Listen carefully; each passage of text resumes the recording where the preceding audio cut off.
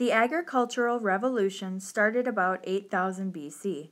Basically, people got sick of chasing their food around, so they began to make it themselves. Ultimately, this led to modern-day farming, and more specifically, cultivation. Unsurprisingly, a huge part of agriculture is the preparation of the land for seed. Common ways to do this are tillage and no-tillage. Intertillage is the tillage rows between crops. Tillage is the land that has been tilled. Tilled land is the land that has been plowed, cultivated, and prepared for crops. And now, an esteemed explanation from our friendly neighborhood farmer. Okay, use the stick, you poke the hole. Make sure it's a nice deep hole. So you can take the seed. I'll pick that up. You plant the seed, cover it, and you do it again. Poke the hole, you poke it deep, nice deep.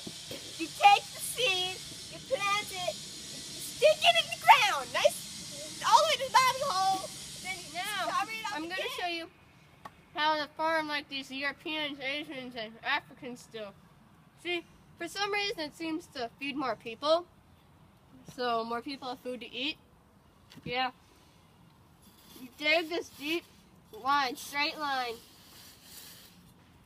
in rows. This is intertillage right here. Intertillage. See, and then there's like rows right here where you plant the seeds. These are the crops we use with tillage. These like intertillage things. It seems to work pretty well. So though we did have to do a bit of a time skip because plants grow. Intertillage. Tillage has been used since 3000 BC, but plows have been dated back to 1500 BC. The first iron plows were used over 2,000 years ago and have been pulled by animals for a majority of their time.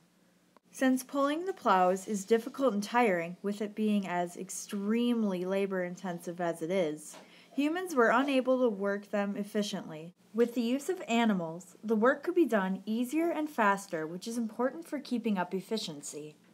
Cows doing all the work. Agricultural equipment is a group of different types of machinery that are used for the production of crops.